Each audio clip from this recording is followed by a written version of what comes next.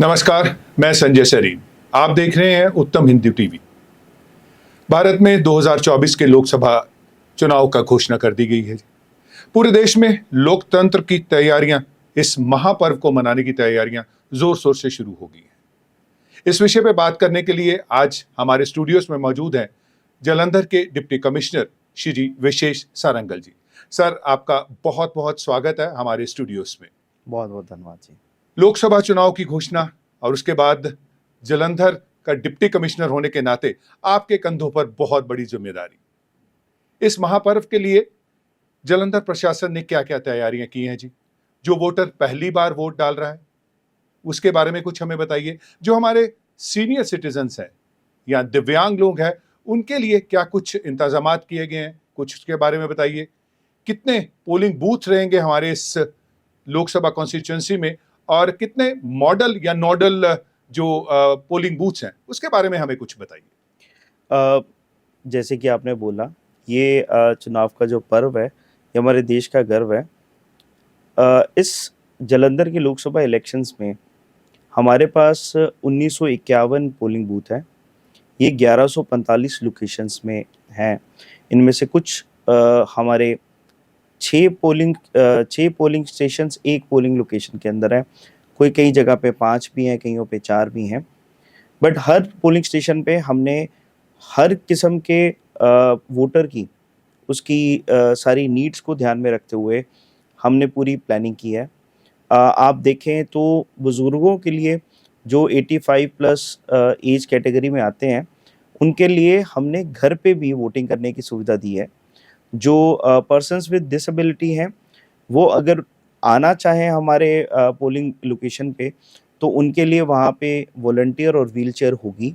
अगर किसी person with disability को उसकी रिक्वायरमेंट है, तो वो हमारे पोलिंग स्टेशन पे आने से पहले सक्षम ऐप के थ्रू वो उसमें अपनी डिटेल्स फिल करेगा। हमें उसकी रिक्वायरमेंट पता लग जाएगी और हम उसको पोलिंग डे वाले दिन उसको हम फैसिलिटेट करेंगे।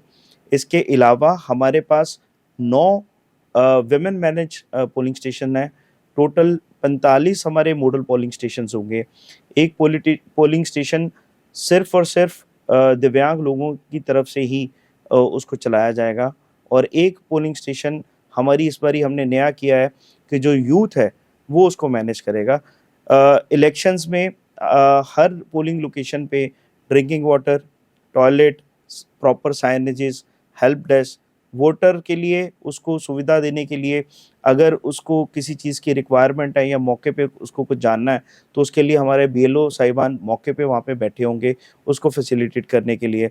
इसके अलावा एक्सेसिबिलिटी के लिए हमने रैंप्स दिए हैं, वॉलंटियर्स होंगे और व्हीलचेयर्स होंगी। सर, जो ये हमारे पुराने वोटर्स हैं जो पहले भी वोट कास्ट कर चुके हैं, उन्हें मालूम है। नए वोटर्स के लिए क्या कुछ नया किया जा रहा है ताकि उनको आकर्षित किया जाए? इस बारी हमारे बहुत खुशी की बात है कि जालंधर में फर्स्ट टाइम वोटर्स लगभग 40,000 वोटर हैं। ये पहली बारी वोट करेंगे इतने बड़े इलेक्शन पे, और इनके लिए हमने इनको स्पेशल इनके लिए वोटर अवेयरनेस किट्स हम इनको डिस्ट्रीब्यूट करेंगे, ताकि फर्स्ट टाइम वोटर को पता हो कि उन्हें पोलिंग स्टेशन पे जाके या पोलिंग लोकेशन पे जाके क्या करना है, किस तरीके से पोलिंग की पूरी प्रक्रिया होगी, उसके बारे में इनको अच्छे से बताया जाएगा। इसके अलावा हमने अभी पीछे एक पूरी कैंपेन चलाई थी जिसमें हमने मोबाइल हमारी जितनी भी वोटर मशीन्स थी, ईवीएम मशीन्स थी, वीवीपैट थे, इन सभी को ले जाके लोगों के पास रखा था, उनके समक्ष रखा था, ताकि उनको पता लग जाए कि पूरी की पूरी पोलिंग प्रोसेस के दौरान किस तरीके से उनको मशीन को ऑपरेट करना है, कैसे वो एंटर करेंगे, अपनी आईडी कैसे दिखाएँगे, उनके उँगली पे निशान कैसे लगेगा, उसके बाद वो वोटिंग कैसे करेंगे, वोटिंग करते वक़्त वीवीपैट पे स्लिप कैसे आएँगी। तो उनको अच्छे से उनको फैसिलिटेट करने के लिए, गाइड करने के लिए ये सारी प्रक्रिया की गई। सर, अगर जालंधर लोकसभा हल्के में किसी वोटर ने किसी उम्मीदवार के खिलाफ कोई शिकायत दर्ज करनी हो, क्योंकि आमतौर पर लोकसभा जो इलेक्शंस है इसमें बहुत सारी जो मुफ्त की रेवड़ियां हैं वो बांटी जाती हैं, और इन मुफ्त की रेवड़ियों को रोकने के लिए अगर कोई जागरूक वोटर आपसे संपर्क यानी कि एडमिनिस्ट्रेशन से संपर्क करना चाहता है, तो उसको क्या करना होगा और उसके द्वारा की गई शिकायत का जो निपटारा है वो कितनी देर में हो जाएगा? ये पूरी पोलिंग प्रोसेस के दौरान सबसे इम्पोर्टेंट एस्पेक्ट रहता है। इनफैक्ट जब से ही हमारा आचार संहिता लागू होती है, जब इलेक्शन कमीशन ऑफ इंडिया ने इसकी प्रेस कॉन्फ्रेंस की, तब से ही model code of conduct in place हो जाता है और उसके साथ-साथ ही हमारा कंप्लेंट मॉनिटरिंग सिस्टम भी साथ के साथ चल पड़ता है। ये 24 घंटे सातों दिन इसको मैन्ड रखा जाता है। इसके अंदर अगर कोई वोटर या कोई इलेक्टर किसी भी तरीके की कंप्लेंट करना चाहता है, तो वो 2 तरीके से कर सकता है। 1950 हमारा टोल फ्री नंबर है, वो उसके बारे में जानकारी भी हासिल कर सकता है, कंप्लेंट भी कर सकता है। इसके अलावा सी विजिल ऐप है, आप अगर अपने फ़ोन पे डाउनलोड कर लें, तो उसमें आप किसी भी तरह की शिकायत की आप वीडियो बना के, फ़ोटो बना के अपलोड कर सकते हैं। वो सारी फ़ोटोग्राफ जियो टैग्ड होंगी, उसमें इमीडिएटली हमारे पास उसकी लोकेशन आ जाएँगी। हमारी जो फ्लाइंग स्क्वाड टीम्स हैं, हर कॉन्स्टिट्यूएंसी में हर रोस्टर के मुताबिक हर 8 घंटे में 3 फ्लाइंग स्क्वाड टीम्स चल रही हैं। वो साथ के साथ उनकी गाड़ी वहाँ से डिस्पैच हो जाएँगी क्योंकि सारी गाड़ियों के अंदर जीपीएस लगा है। उनके पास जैसे ही इसकी इन्फॉर्मेशन आएगी, उनको 100 मिनट के अंदर-अंदर इसकी जो भी कंप्लेंट है उसका सॉल्यूशन ढूँढना है और उसको रिज़ॉल्व करना है। अगर किसी भी तरीके की कोई प्रलोभन दे रहा है, कोई पैसे दे रहा है या रेवड़ियाँ बाँटने की कोशिश कर रहा है, तो मौके पे ही इमीडिएटली 100 मिनट के अंदर-अंदर उसका रेज़ोल्यूशन किया जाएगा। सर, शहरी वोटर्स के लिए तो ये बहुत आसान है। ग्रामीण वोटर अगर आपके पास पहुंचना चाहे या चुनाव आयोग के अधिकारी के पास पहुंचना चाहे, तो क्या उसके लिए कुछ अलग से प्रावधान किया गया है? बिल्कुल 1950 नंबर है। आप 1950 नंबर पे जब भी कॉल करेंगे, ये टोल फ्री नंबर है, किसी भी मोबाइल फ़ोन से आप मिला सकते हो, उसको याद करना भी बड़ा आसान है। हमारा कॉन्स्टिट्यूशन हम रिपब्लिक बने थे 1950 में, तो इसीलिए 1950 नंबर रखा गया है। आप उस पे कॉल करिए, हमारा हेल्प डेस्क वहाँ पे कॉल उठाएगा। आपकी अगर कंप्लेंट है, तो कंप्लेंट नोट की जाएगी। अगर आपको कोई क्वेरी है, आप कुछ जानना चाहते हो, तो उसके बारे में भी आपको इन्फॉर्मेशन दी जाएगी। आदर्श आचार संहिता लगते ही सबसे बड़ा जो प्रश्न आम एक नागरिक के मन में आना शुरू हो जाता है वो है कि मैं कितने कैश रकम अपने साथ लेके जा सकता हूं, पहली बात। दूसरी बात, अगर उसके पास उससे ज्यादा कैश है तो क्या कुछ सजा उसको हो सकती है, या अगर उसको ज्यादा कैश लेके जाना है तो उसके पास क्या कुछ दस्तावेज होने चाहिए इनकम टैक्स डिपार्टमेंट से के पास पहुंचने से पहले, या इनकम टैक्स डिपार्टमेंट कुछ खास इसके लिए हिदायत जारी करता है निर्वाचन आयोग के साथ साथ? सबसे पहले तो मैं आपके माध्यम से लोगों से ये अपील करूँगा और गुज़ारिश करूँगा कि इसमें घबराएँ ना, बिल्कुल भी। अगर आप कैश लेके जाना चाहते हैं, तो कैश की लिमिट 50,000 है। 50,000 तक का कैश आप सेफ़ली कैरी कर सकते हैं। अगर आपके पास 50,000 से ज़्यादा का कैश है, तो आपके पास ये क्लियर कट इसका डॉक्यूमेंट्री एविडेंस होना चाहिए, इसके कागज़ होने चाहिए, जिससे ये क्लियर हो जाए कि कैश ओरिजिनेट कहाँ पे हुआ और ये किस मंतव के लिए खर्चा जाएगा। अगर आपके पास उसके प्रॉपर डॉक्यूमेंट्स हैं, अगर फॉर एग्ज़ाम्पल अगर आप कहीं पे कोई सामान लेने जा रहे हैं और उस सामान की कीमत 50,000 रुपए से ज़्यादा है, तो आप जब वो सामान लेंगे, उस सामान के साथ उसकी रिसीट भी ले लें, ताकि अगर आपको रास्ते में कोई रोकता है या उसके बारे में कोई पूछता है, तो आपके पास उसका एविडेंस हो। इसके अलावा अगर कोई कैश ज़्यादा कैरी करता है और उसका कैश हमें लगता है कि ये कैश इलेक्शंस में किसी भी तरीके से यूज़ किया जा सकता है, तो उसको हम इमीडिएटली सीज़ कर लेते हैं। बट अगर किसी कैटेगरी में आपका जो मंतव्य है वो जेन्युइन था और कैश आपका सीज़ हो गया, तो उसके लिए हमने कैश रिलीज़ कमेटी बनाई है।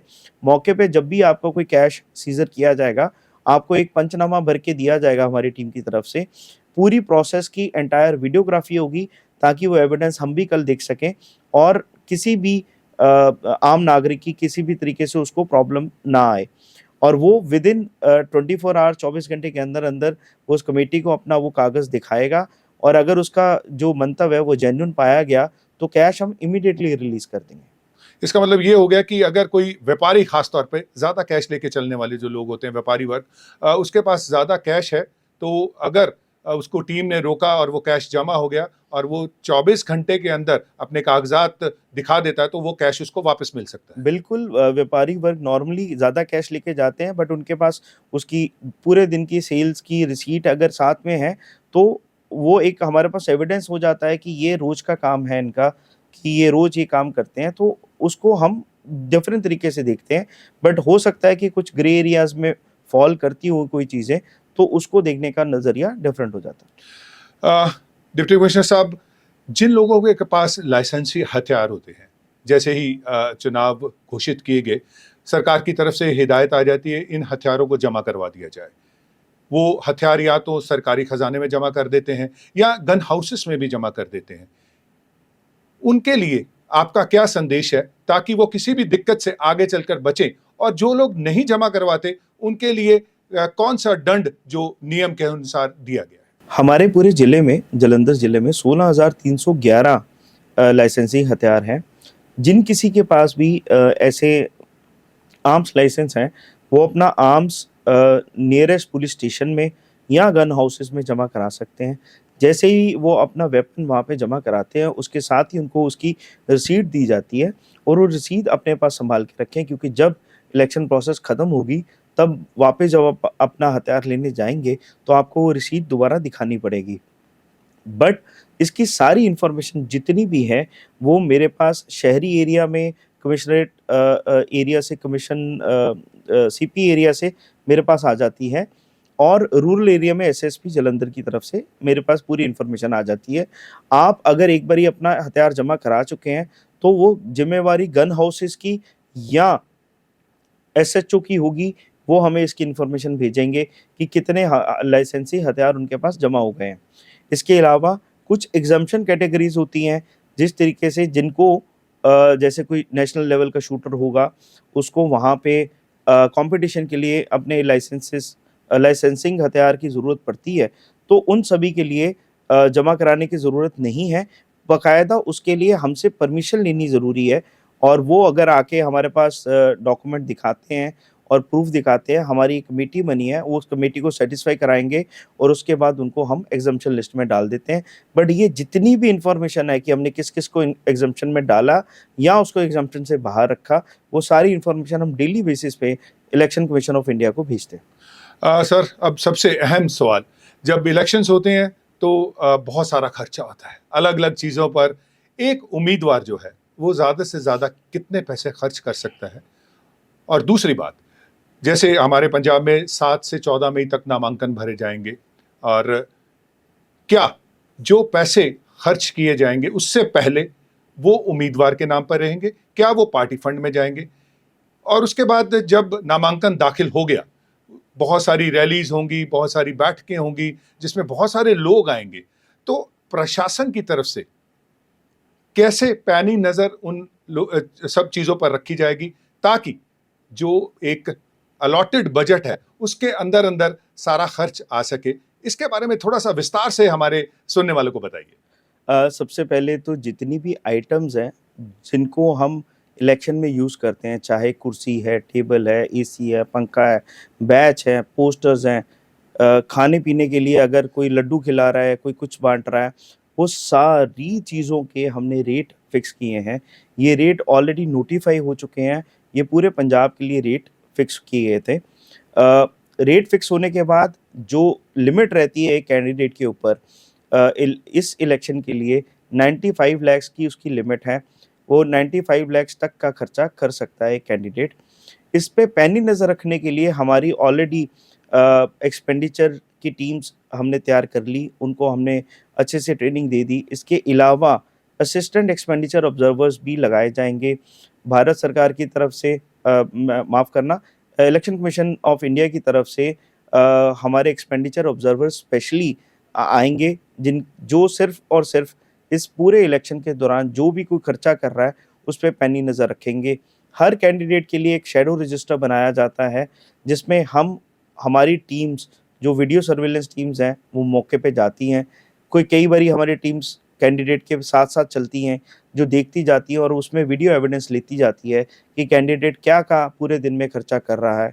उस खर्चे को शाम में आके हमारी एक वीडियो व्यूइंग टीम है जो पूरी रात लग के एक एक आइटम नोट करती है कि क्या क्या आइटम उस दिन में कैंडिडेट ने यूज़ की, और उसका फिर खर्चे की लिस्ट से मिलान करते हुए उसका टोटल खर्चे का खाका बनता है।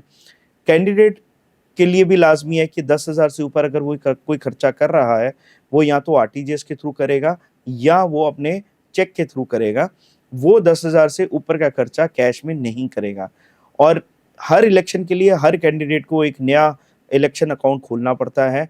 उसको अपने पुराने बैंक अकाउंट्स की भी इन्फॉर्मेशन देनी पड़ती है, और जो खर्चा कैंडिडेट करेगा वो अपने नए इलेक्शन अकाउंट से ही करेगा।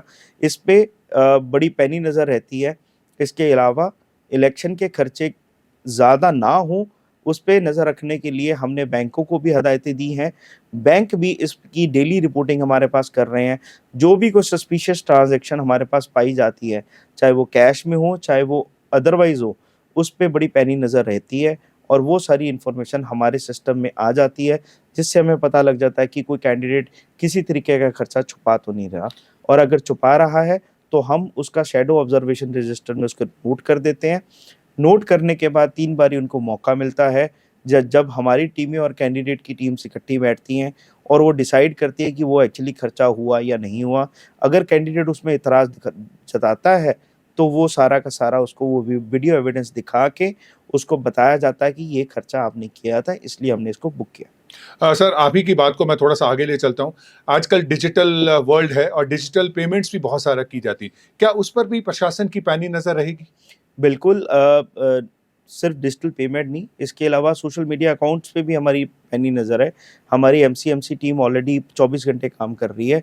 अगर कोई कैंडिडेट अपनी कोई चीज़ ऑनलाइन डालता है और हमें वो लगता है कि उसने किसी से और से बनवा के डाली है, तो उसकी कॉस्टिंग भी हम उसमें इंक्लूड करते हैं। सर, एक आम नागरिक जालंधर लोकसभा कॉन्स्टिट्यूएंसी में अगर खुद वो इलेक्शन लड़ना चाहे, तो उसके लिए क्या प्रावधान है?